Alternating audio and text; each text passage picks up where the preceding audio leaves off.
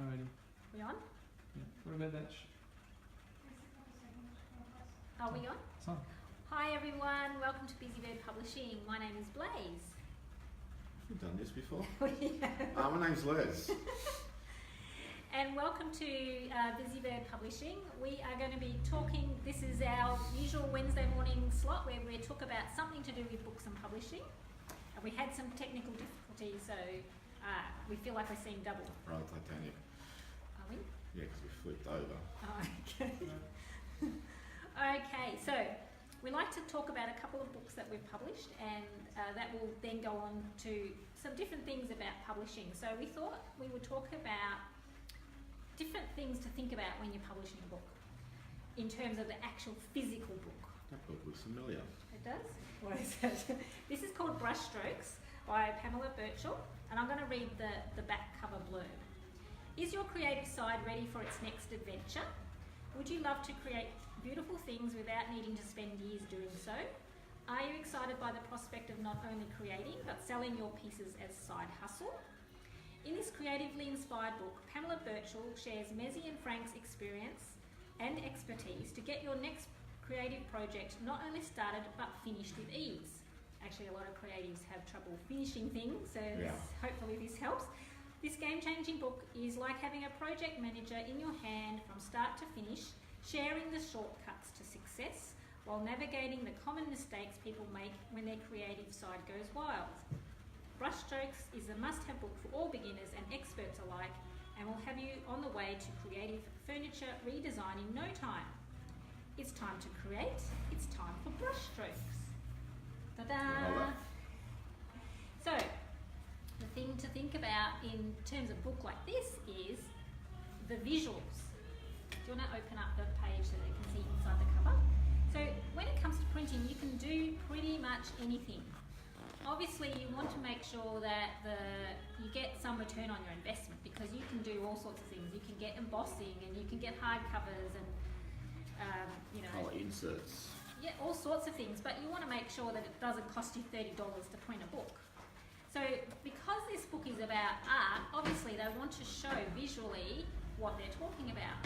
So they have gone for a colour insert of some examples of the work, but they've also done some colour printing on the inside covers of the actual cover, like the inside pages, if you like. And that looks really good. So they all almost look like end pages. Liz is the model. So there's some things to think about. Do you want a gloss or a matte cover, for instance? That's matte. That's a matte one, and so that there is no right or wrong. It's a choice in terms of the look and feel that you want at the end. The paper makes a huge difference as well, because if it's not a good quality that will take the photos, it's going to look cheap. So that is something really to think about. So that, that's a great book for this business, and I think they have lots of other books planned. What is the name of I think it's called Mezzy and Frank is the actual business name. Yep. So these two ladies run the business together, and that is one of their products to help people do what they do. Now this book is very different. This is more of a memoir, ADHD to the Power of 3. The sequel by Carolyn and Angelin. Now this lovely lady has 4 kids. 3 of them are triplets, and they have, forever. 3 of them are triplets, and they have ADHD. All 3. All 3, yes. Triple stage. Can you imagine that, having triplets and having all of them with ADHD? I think I would have a nervous breakdown myself. Now, Carolyn wrote the first book about having children, well actually she had 4 children under 2. So 4 boys. 4 boys. Can you imagine how busy that was? She did the first book, and then she thought, when she wrote that the teenage years would be a breeze in comparison. What she found out was not true. So she has written about it. So if you think that having teenagers is hard, imagine having 3 of them with ADHD. So 4 boys is hard enough. I'll read you the back blurb. Are you battling life with teenagers? Are your children more than a handful? Do you feel the strain of your mental well-being taking over your life? Carolyn Angelin and her husband Martin have survived raising their 4 sons including identical triplets with ADHD through to adolescence. And they're all still alive. They haven't killed each other. After the nightmare of the boy's childhood, Carolyn wonders what the teenage years hold in store. Confident they couldn't be any worse. Even exclaims, "Bring it on." What is she thinking? Life is peachy for about 5 minutes. Then puberty strikes with a vengeance, along with girls, cars, licenses, schools, jobs, accidents, drugs, tattoos, holidays, that's in inverted commas, psych wards and suicide attempts, all before lunchtime. Caroline demonstrates a dogged determination to never give up. Her commitment to her sons is unquestionable. Her ability to bounce back time and time again and keep her sense of humour is remarkable. Her message is simple: if I can do it, so can you. Now, this actually got a great review in the paper on the weekend.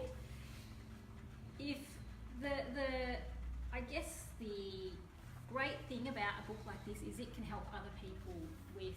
Carolyn's become foremost she's really authority on ADHD because of her own experiences, and she learnt things through experience which, professionals hadn't encountered. Yeah. And the great thing with Carolyn is just a total raw honesty. She doesn't hold anything back. I mean, even on the back cover, she tells you about all the stuff that's going on. She doesn't sugarcoat it. And she has an extremely engaging voice. So it's also a really good example if you're going to write memoir, how to do it. Mm-hmm. Because she just lets it all out on the page. Yes, it's worth reading it even if you want to see, if you've got a memoir that you are wanting to write but you don't know where to start or how to tell it, that's real good. And there's Carolyn and her husband when they're happy. I think that was between 12 and 12:01, and the 3 children, the triplets. Sorry, James, I missed you out. I'll find a picture of you. So these 2 books are quite different, as you can see. Different considerations in terms of the look and feel, in terms of, colour photos versus black and white photos. Obviously, this would look better with colour photos, but it's quite a big cost involved. And it's not as, the visuals aren't as important because it's not talking about an art form, if you like.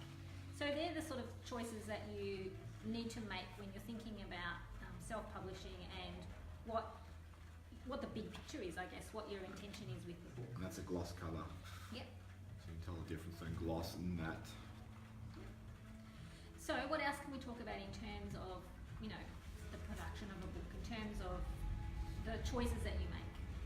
Even just the physical size, I don't know.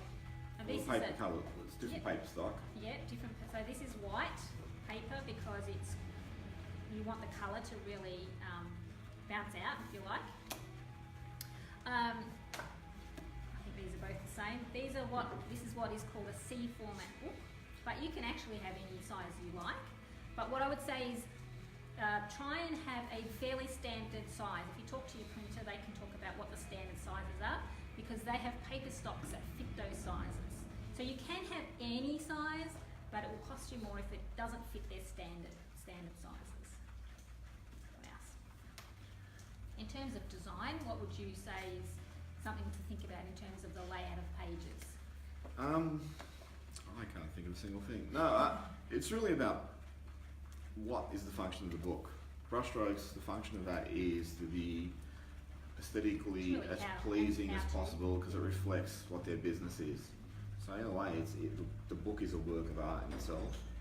Whereas the ADHD book, not that it's not pretty or anything, but it's more traditionally laid out because the function of this book is to tell you a story just purely in words. The only images are in the middle, and if you took those images out, they're not going to affect the content of the book. Whereas with brushstrokes, images probably are considered like an integral part of the book. Even stuff like text boxes like that. And some things to think about are the font that you use in terms of the layout. That's why you get a good designer. So you get a good designer, and hopefully they actually capture the essence of your book. But I mean, with us, what we do, we actually didn't design that one. No. But what we do is we'll send a sample to the author, showing them how we feel their book could look, and at that point the author will give us input as to whether just to go ahead because they like it, or if they want things tweaked, or if they feel like it needs a total overhaul. So the author has a lot of input into the way their own book looks. But that's actually the beauty of self-publishing, is that you have full control of it. Yep. You can actually decide if you want to use Comic Sans, you can. We would probably advise against it, but not everyone listens to our advice. But you want to use a font that is readable. You want to make sure that the size of the font is readable. You don't want to use size 8 font, for instance, because no one will be able to read it. You have exciting separators like those three guys, which I know Carolyn really likes. Yeah. So it's about injecting a bit of personality into a book, because when you think about it, reading what I call a real book is actually a sensory experience. Very different to reading on screen. For most people who love books, they love the smell of the book, the feel of it. When you open it, you want the paper to be flexible. Some people get books printed and they're really stiff because the paper is, kind of like copy paper almost. So when you open it, the spine cracks and falls apart sometimes. So these are things to think about. That was good quality paper. Shut is proving it. Yeah. So they're little things, even we've seen people who have tried to save money by having less pages, so they have really narrow margins, for instance, or they've gone too close into the margin, so the text almost ends up in what is called a gutter. So they're actually things that you have to think about. The thing too, the less pages, the thinner the book, the more you'll struggle to actually get words on the spine. And the spine is relatively important because when you're at a bookstore or whatever and the books are like that, you're going to be able to read it. If you can't actually read what's on it, people are just going to skim over it. So the titles are very clear, and so are the authors. Carolyn's subtitle is a little bit smaller, but you'd think that if you've read the title and you're engaged, then you'll actually pick up the book. And that's the thing, in bookshops it's pretty hard to get a display that's face out. So most of the time it's going to be displayed with the spine sticking out. Yeah. What else? What's the purpose of your book, though? Carolyn had a really clear message. They both have really clear messages. Pamela Burchill, and I'm just trying to read her name there, Merrin Tedman, aka Mezzy and Frank. This is like an advertisement for their business in itself, and for what they do, and what you can get out of what they're doing. Whereas with Carolyn, because of her own experience, she had the philosophy that, look, I've gone through all this stuff raising children with ADHD. Now I want to be able to take what I've experienced firsthand and offer that back. Yeah, and so many people ask her about her experiences, so she's sort of packaged it up. Doesn't mean that she won't talk to people, but it means that she can reach more people with her story. Yeah, and I know a few years ago she was on things like 60 Minutes and morning shows and all that sort of stuff, because her children, I think, are up 20 now with triplets. So she's got 20 years of experience.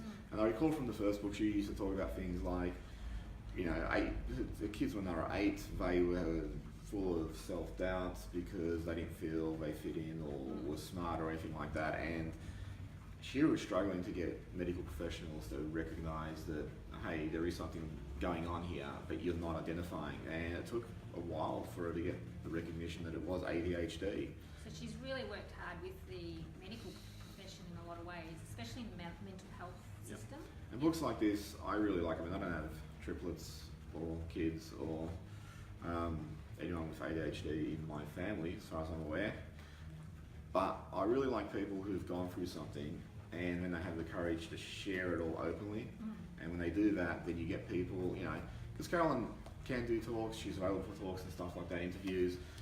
She's Victorian based, so if someone in WA wanted some information about ADHD, obviously it's going to be a little bit hard to reach Carolyn right across the country, but there's her book and you can read, and then I'm sure if you reached out to her, she'd be happy to talk. But just that's what a book does. A book travels when you can't. Yep, perfect. Okay, I think our 15 minutes is pretty much up. 15 minutes of fame. 15 minutes of fame, yeah. I don't want to let go of it. You don't want to let go. No. Okay, so I guess the message is to, if you're self-publishing or even if you're thinking of publishing in general, one of the pluses to self-publishing is that full control that you have. And if you feel like you don't have any great design skills, that's where you get someone to help you. We have had people who have self-published and they've used a designer, but they haven't got any experience in book design, and so it has ended up a bit of a disaster. So quite possibly the best one we ever got. When you do a cover, it is one file, and the front of the cover will actually be on that side. So that means the back cover is on the left, the front cover on the back, and the back cover on the front. Yeah. So there's actually get some help. Yeah, there's artistry. If you're going to get a designer, make sure it's someone who's actually worked in book design. Yeah. Because we've worked with designers who are great in brochures or flyers or stuff like that, but then they get the books, and it's like they do things where you're just sort of scratching your head going, why would you do it like that? Why would you try it like that? So a book designer is quite different to just other specific forms of designers. So thanks for checking in with us, and we will talk to you next Wednesday. Bye. Bye.